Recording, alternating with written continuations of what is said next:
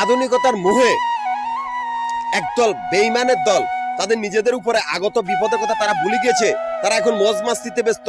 তাদের চোখে রঙিন পর্দা, একদিন হঠাৎ করে তাদের চোখ থেকে রঙিন পর্দা সরে যাবে, সেদিন তারা ভীতু হয়ে যাবে। তারা বুঝতেও পারবে না তাদেরকে মারা হইতেছে কেন। যেহেতু এই বেঈমানগুলার প্ল্যাটফর্ম দুর্বল, সেই প্ল্যাটফর্মের নিচে কোনো মাটি নাই।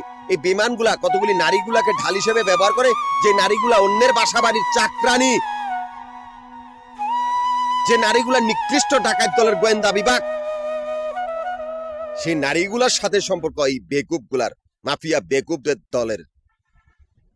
তোদের কপালে শুনি, যেহেতু আমাদের কোনো ধর্ম নাই, তোদের প্ল্যাটফর্মও দুর্বল। আমি একটি কোম্পানির দায়িত্বরত থাকা অবস্থায় সেই কোম্পানির সমস্ত পুরনো বাড়িঘর গুলা লক দিয়ে রিপিট আবার নতুন করে বাড়িঘর করা হয়েছে,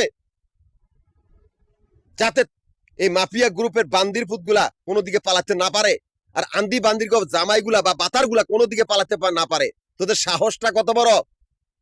সে কোম্পানির কোনো কারো উপরে মাতব্বরি দি নাই, শিপ আমানত দিয়েছি। মালিক ছাড়া কেউ মাতব্বরি করতে পারবে না, কল্লা কাটবে। কোনো অস্তিত্ব রাখি না, কর্তৃত্ব রাখি নাই। তারপরে তোরা সেই বাড়িঘর গুলার ভিতরে আসত। তোদের সাহসটা বেশি, তোদেরকে মেরে ফেলার বাহিনী এত বেশি যে কল্লা কাটবে। শুয়ারের বাচ্চাগুলা মাফিয়া গ্রুপ তোদের ছুটাবে। তোরাই সেই বেঈমান প্রতারক আন্দি বান্দির পোলা পাইন, যাদের মৃত্যু অবধারিত। মাফিয়া গ্রুপের বান্দি মাগিগুলার বাতার গুলারে হোগার মধ্যে বাঁশ কেড়ে খাড়া করে রাখুন 3 রাস্তার মোড়ে। তোদের ফাইজলামি সুড়ামু, তোরা বেয়াদব, চোখে মানুষ বাজে না। কুত্তার বাচ্চাগুলা কিচ্ছু করতে পারবি না তোরা আমার। তোদেরকে মারমু খাঙ্কিন্নির পুতগুলা। তোরা যে ঘরে থাকবি সেই ঘরে যাই মারমু। আমি সেই জল্লাদ, এই রাস্তার থেকে কর্মজীবন শুরু, এই রাস্তার থেকে মারা শুরু।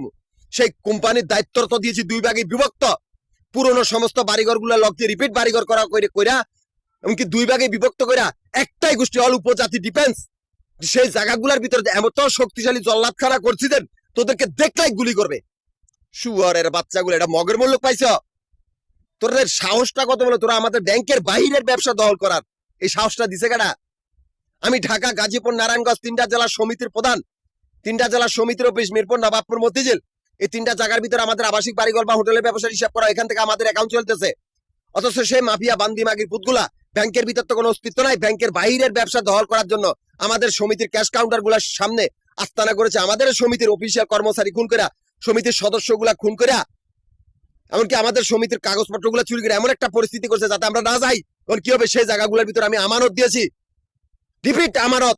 মিরপুর, নবাবপুর, মতিঝিল, সেই জায়গাগুলোর ভিতরে রিপিট জল্লাদখানা তৈরি করছি, অল সামাজিক উপজাতি, যাতে এই মাফিয়া বান্দির পুতগুলা যাইলেই গুলি করে।